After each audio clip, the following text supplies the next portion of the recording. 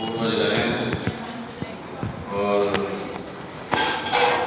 इसका शरीर वो भले ही हमारे साथ नहीं है, परंतु उनका आशीर्वाद सूक्ष्म रूप में हमको सतत प्राप्त होता रहता है।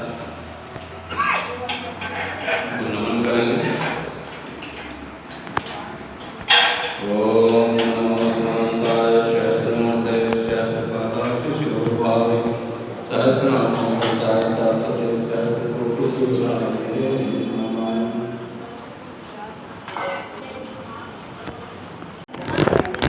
तर्पण 6 प्रकार के हैं। देव तर्पण, देव शक्ति ईश्वर की महान विभूतियाँ हैं। जल, वायु, सूर्य, अग्नि, चंद्र, विद्युत तथा अवतारी ईश्वर अंशों के मुक्त आत्माएं विद्या, बुद्धि, शक्ति, प्रतिभा, करुणा आदि समावेश ऐसे सब भावना के साथ में जो आपके पास में ये दुग्ध जल है और इनको अंजलि से दूसरे पास में करेंगे। जो खाली पास रखा हुआ है उससे इस तरह अंजलि बनाकर उसमें करते रहे। जलांजलि सबके साथ में सत्याम सबके साथ में ओम रुद्र सत्याम, ओम छंदासी सत्याम, ओम स्वर्ण सत्याम, ओम पौत्र सत्याम, ओम पश्चात सत्याम। ऋषि तर्पण है। व्यास, वशिष्ठ, याज्ञवल्क्य करते हैं जब तक आदि ऋषियों के लिए।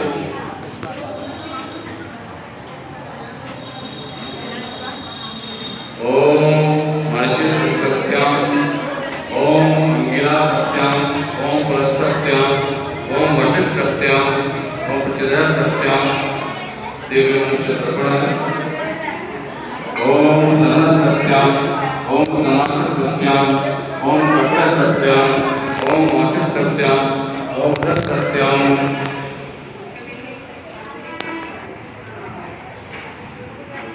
दिव्य पुत्र के नमन करके साथ पढ़ना। ओम इदं सदनं जनं सुखादं तस्मै सदानंद। ओम प्रत्यानंद सत्संजन तस्मै सदानंद। ओम अनया सत्यानंद गंगाजन तस्मै सदानंद। ओम सोमानंद तस्मै नमः।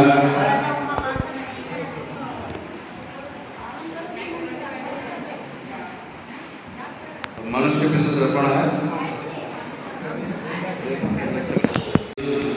उसमें रखते रहेंगे। पहला पिंड है, प्रथम पिंड देवताओं के लिए है। ओम मुदिरात्मनागम प्रथम पित्र है। तुरंतु पित्रो भवेस्तु। दूसरा पिंड विश्व के लिए। ओम अग्र पित्रो जगत्वा सोम यास्यते पितृ नमः। तीसरा पिंड ओम वायंत्र पित्रा सोम व्यास अग्निवास सत्सजन तस्मै नमः। चौथा पिंड देव कृष्ण के लिए। ओम मर्जवहतम पिंडम वैश्वापितम तस्मै नमः। पांचवा पिंड ओम तद्भ्य सत्या सुधाना पितामह तद्भ्याम सुधाना पितामह सत्या सुधाना। अष्टम पितृभ्यो नमः। छठवां पिंड ओम ये वेदितोजन वशिष्ठो पुरस्कृतं गच्छता। ओम सुतां नमः। सातवां पिंड ओम नमो वाकित्रवसाय, नमो वाकित्रसुसाय, नमो वाकित्रशाय, नमो वाकित्रसदाय, नमो वाकित्रभोगाय, नमो वाकित्रवन्वय, नमो वाकित्रशोणवत्तम। ओम कृष्णाय नमः। आठवां पिंड ओम कृष्णवंशे बताय मातृवंश सत्यावचय संसर्गे मंत्रताम योगम पुरेशपुत्रनाम। ओम नवम पिंड ओम मत्वाश्री ईशानदातम ब्रह्मणाराधनाते। ओम विभवा आत्माशंकातम यज्ञ जीवा के कृष्ण प्रेम ओम तस्मै चंद्रमंडलम ईशान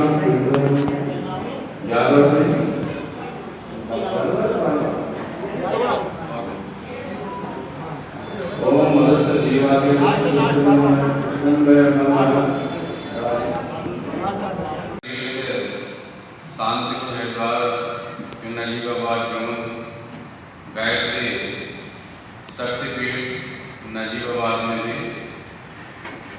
प्रतिदिन श्राद्ध तर्पण संस्कार निःशुल्क संपन्न कराया जाएगा। परम गुरुदेव युग ऋषि वेदमूर्ति तपोनिष्ठ पंडित श्री राम शर्माचार्य जी ने मरने के बाद हमारा क्या होता है, हम पितरों को श्रद्धा प्रदान करें, पितृ अदृश्य रूप से हमारी सहायता करेंगे। ऐसी कई पुस्तकें लिखी हैं। वास्तव में भारतीय संस्कृति में जो भी हमारे प्रति कुछ उपकार करते हैं तो उसके प्रति जीवन भर हमारे मन में कृतज्ञता का भाव रहे, ऐसा शास्त्रों में वर्णित है। हमारे माता पिता, दादा दादी, हमारे पूर्वज जो हमारे लिए मरे खपे, हमारे लिए उन्होंने रात दिन परिश्रम किया, आज हम जो भी हैं अपने पूर्वजों के आशीर्वाद से हैं। तो हम सभी को अपने पूर्वजों के प्रति कृतज्ञ रहना चाहिए। हमारे यहाँ प्रतिवर्ष 15 दिन के लिए श्राद्ध पक्ष आता है और उसमें अपने पितरों को हम तर्पण संस्कार के माध्यम से अपनी श्रद्धा अभिव्यक्त करते हैं। वास्तव में अपने पूर्वजों के प्रति उनको हम आश्वस्त करें कि हम सदैव ऐसे ही कार्य करेंगे जो अपने पूर्वजों की यश गाथा को बढ़ाने वाले होंगे। अपने कुल की मर्यादा का ध्यान में रखते हुए अपना आचरण करेंगे। अपने पूर्वजों की स्मृति में वृक्ष लगाएंगे, श्रेष्ठ कार्य संपन्न कराएंगे। यही वस्तुतः है सच्चे अर्थों में श्राद्ध है। शाहजहां को औरंगजेब ने जेल में डाल दिया था और एक बूंद पानी पीने की शाहजहां तरस गए थे। तब उनके मुंह से निकला था कि तेरे से तो लाख गुना वो बुत परस्त हिंदू अच्छे हैं जो मरने के बाद भी अपने पूर्वजों को याद कर प्रतिवर्ष प्रतिदिन पीपल के वृक्ष में एक लोटा जल अपने पितरों को समर्पित करते हैं। अतः हम सभी भारतीय संस्कृति के अनुरूप अपने पूर्वजों को आश्वस्त करें कि हम सदैव अपने कुल की मर्यादा का ध्यान रखकर आपकी यश गाथा को बढ़ाने वाला कार्य करेंगे। तब वास्तव में तृप्ति के लिए किया गया है। स्वर्गस्थ आत्माओं को तृप्ति किसी पदार्थ से नहीं प्राप्त होती, क्योंकि स्थूल शरीर के लिए यह सब कुछ चाहिए। सूक्ष्म शरीर भूख प्यास, सर्दी गर्मी आदि की आवश्यकता नहीं रहती। उसकी तृप्ति का विषय कोई खाद्य पदार्थ या हाड़ मांस वाले शरीर के लिए उपयुक्त उपकरण नहीं हो सकते। सूक्ष्म शरीर में विचारना, चेतना और भावना की प्रधानता रहती है। इसलिए उसमें उत्कृष्ट भावनाओं से बना अंतःकरण या वातावरण ही शांतिदायक होता है। तर्पण में प्रधानता जल का ही प्रयोग किया जाता है। तर्पण 6 प्रकार के होते हैं। देव तर्पण, दिव्य मानव तर्पण, ऋषि तर्पण, दिव्य पितृ तर्पण, यम तर्पण, मनुष्य पितृ तर्पण। देव तर्पण के अंतर्गत देव शक्तियां ईश्वर की वे महान विभूतियां हैं जो मानव कल्याण में सदा निस्वार्थ भाव से प्रयत्नरत रहती हैं। जलवायु, सूर्य, अग्नि, चंद्रमा, विद्युत तथा अवतारी ईश्वर अंशों की मुक्त आत्माएं एवं विद्या, बुद्धि, शक्ति, प्रतिभा, करुणा, दया, पवित्रता जैसी सत्प्रवृत्तियों को देव तर्पण के माध्यम से मनुष्य के अंदर विकसित करने का प्रयास किया जाता है। दूसरा तर्पण ऋषि तर्पण है।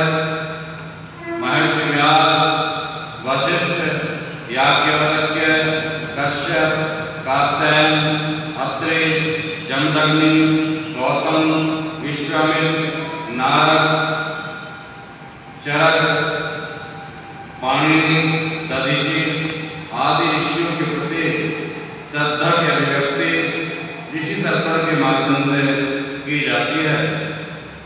तीसरा दिव्य मनुष्य तर्पण है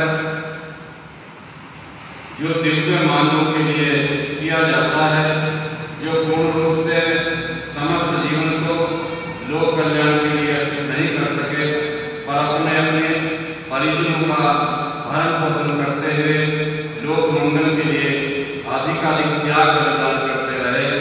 ये दिव्य मानव है। राजा हरिश्चंद्र, रंतिदेव, शिवी, जनक, पांडव, शिवाजी, महाराणा प्रताप, भामाशाह, तिलक जैसे महापुरुष इसी श्रेणी में आते हैं। ऐसे महापुरुषों के लिए दिव्य मनुष्य तर्पण किया जाता है। चौथा तर्पण दिव्य पितृ तर्पण है जो लोक सेवा में तपस्या तो नहीं कर सके पर अपना चरित्र हर दृष्टि से आदर्श बनाए रहे, उस पर किसी तरह की आंच नहीं आने दी। अनुकरण, परंपरा और प्रतिष्ठा के प्रति समर्पित पीछे वालों के लिए छोड़ गए ऐसे लोग भी मानव मात्र के लिए वंदनीय होते हैं। इनके लिए ये तर्पण किया जाता है। फिर यम तर्पण है। यम नियंत्रणकर्ता शक्ति को कहते हैं। जन्म मरण की व्यवस्था करने वाली शक्ति को यम कहते हैं। मृत्यु को रखते हुए उसका पश्चाताप न करना पड़े, इस भावना से किए गए जीवन भर के कार्यों के लिए यम तर्पण हमें प्रेरित करता है। मनुष्य पितृ तर्पण के अंतर्गत अपने माता एवं पिता दोनों पक्षों के लिए तर्पण किया जाता है। पिता बाबा, परबाबा, माता, दादी, परदादी, नाना, परनाना, बूढ़े परनाना, नानी, परनानी, बूढ़े परनानी या दुर्भाग्यवश जो अकाल मृत्यु हो जाती है उनके लिए मनुष्य पितृ तर्पण करते हैं। भीष्म तर्पण होता है। अंत में भीष्म तर्पण किया जाता है। ऐसे परमात्मपरायण महामानव जिन्होंने उस उद्देश्य के लिए अपना वंश चलाने का वो नहीं किया, ऐसे सभी महापुरुषों का प्रतिनिधित्व भीष्म करते हैं। क्षय तर्पण के पश्चात देवार्घ्यदान किया जाता है, सूर्य स्नान किया जाता है, मुखमार्जन किया जाता है, ब्रह्म यज्ञ किया जाता है, देव यज्ञ किया जाता है, पितृयज्ञ किया जाता है और 12 पिंड दान किए जाते हैं। प्रथम पिंड देवताओं के निमित्त होता है, दूसरा पिंड ऋषियों के निमित्त होता है, तीसरा पिंड दिव्य मानवों के निमित्त होता है, चौथा पिंड दिव्य गुरुओं के निमित्त होता है, पांचवा पिंड यम के निमित्त होता है, छठवां पिंड मनुष्य पितरों के निमित्त होता है, सातवां पिंड नरात्मा के निमित्त होता है, आठवां पिंड पुत्रदार रहितों के निमित्त होता है, नौवां पिंड चिंतु वंश वालों के निमित्त होता है, 10वां पिंड गर्भपात में मर जाने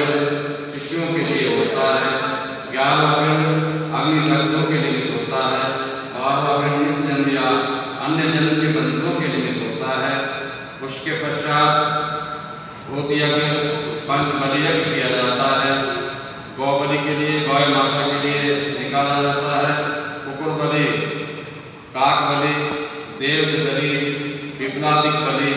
ये सब इस बात का संकेत है कि जो भी इस संसार में प्राणी हैं, जीव जंतु हैं, पक्षी हैं, यहाँ तक कि पेड़ पौधे हैं, उन सभी का रक्षक मनुष्य है। अतः मनुष्य को अपने साथ साथ इन पशु पक्षियों का भी ध्यान रखना है, पेड़ पौधों का ध्यान रखना है, पर्यावरण का ध्यान रखना है, प्रकृति का ध्यान रखना है। और आज जो तेजी से वृद्धाश्रम खुलते चले जा रहे हैं, ये हम सभी के लिए बहुत ही शर्म की बात है। आज श्राद्ध तर्पण के अवसर पर हम लोग संकल्प लें कि जहाँ हम अपने पूर्वजों के निमित्त तर्पण करेंगे, उनको आश्वस्त करें कि हम सदैव श्रेष्ठ कार्य करेंगे। उसके साथ ही यह भी संकल्प लें कि अपने घर में जो बुजुर्ग हैं उनकी सेवा करेंगे, उनको समय देंगे और हर प्रकार से उनको प्रसन्न रखने का प्रयास करेंगे। वस्तुतः आचार्य जी जो वैज्ञानिक अध्यात्मवाद के प्रणेता रहे, उनके मार्गदर्शन में, उनके सूक्ष्म संरक्षण में गायत्री शक्तिपीठ नजीबाबाद में प्रतिदिन जो भी तर्पण संस्कार संपन्न होगा निःशुल्क होगा और वैज्ञानिक अध्यात्मवाद के अनुसार होगा। और जो भी तर्पण करने वाले हैं उन सभी के अंतःकरण में यही भाव प्रविष्ट करने का प्रयास होगा कि आप ऋषियों की संतान हैं, अपने ऋषि संस्कृति को ध्यान में रखें, अपने भारतीय संस्कृति के अनुयायी बनने में अपने को गौरवान्वित अनुभव करें और स्वार्थ